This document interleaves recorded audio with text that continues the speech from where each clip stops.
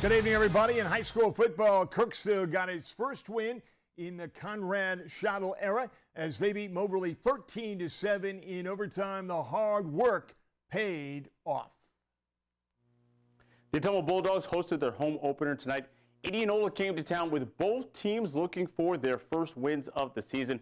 The student section was packed for the home opener for the Bulldogs in this one. Here, first quarter action, on 4th down and 2. Joe Jensen of Indianola goes for the QB sneak, but he's stuffed at the line, and Atomo would get the ball, but their drive would stall as well. So next Indianola drive here, Jensen back to pass, and I lose the ball, but Sam Yeway does not. He gets the interception, and he goes the other way with it. He gets all the way down to the 21-yard line, but that is where he is stopped, and then Atomo's offense takes over. Addison Corm here on 3rd down. He gets the ball and keeps it and goes out to the left and gets the first down, but penalties would back up this drive, and that means it's time to settle for a field goal. Kane Brumraw delivers. It's a 42-yard field goal that is good, and Atomo takes a 3-0 lead. That's the score at halftime after the band was done. Time to play again, and Corm here on 1st down in the 3rd quarter. He goes up the middle, and he gets the first down, a 7-yard gain on that one. So they go back to that same similar play, and that gets them the first down this time.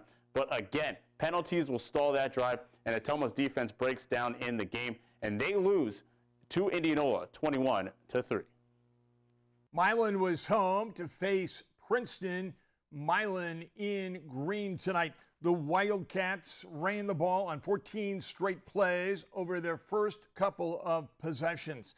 Princeton wasn't afraid to air it out. Andrew Smith buys some time. He finds a wide open Blaine Milburn who would be caught from behind. He takes it all the way down to the 26-yard line. Later in the drive, the same two guys would team up for 6 points. Milan's Jamal Pagan would move the chains as he had a nice game on the ground for the Wildcats.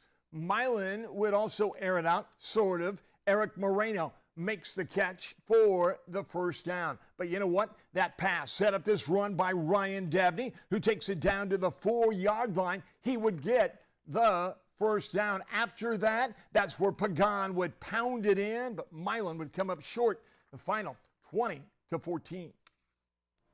While Davis County High School hosts their first game of the season, the Pekin Panthers look to have their first notch in the win column. Pekin had their first possession and worked the ground game immediately. The first drive led to this 4th down block punt. Everybody scrambling for the ball, and the Mustangs have it to start their first quarter drive. 2 plays later, Davis County hands off to Hyatt Flanagan for the game's first score.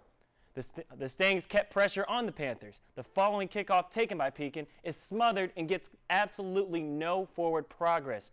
Davis County seemed to be at the right place in time in the first quarter as every down player, Hyatt Flanagan, picks off Trevor Northup of Pekin. But the Panthers shook off that turnover with 2 great runs. The first by Toro Washington. As he takes it up the middle, the second was a fake pitch dive play to Tyler Copeland, who shakes tackles to finish with the long-distance score. Pekin would later score another touchdown to finish the half ahead 14-6.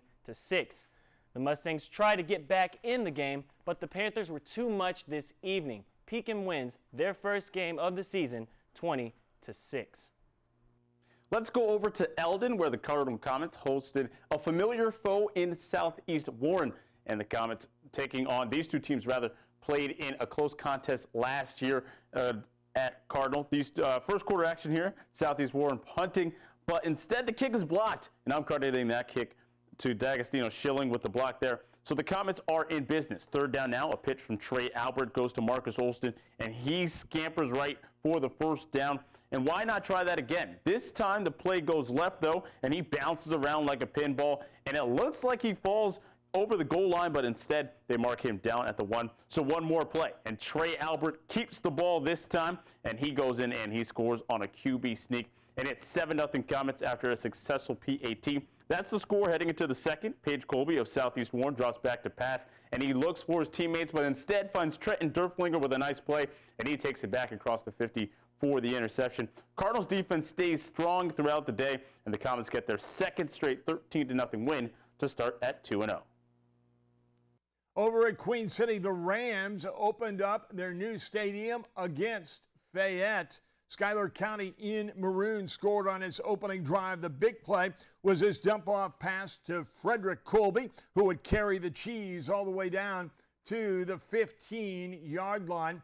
A couple of plays later, Sam Kraft would score the first touchdown on the new field.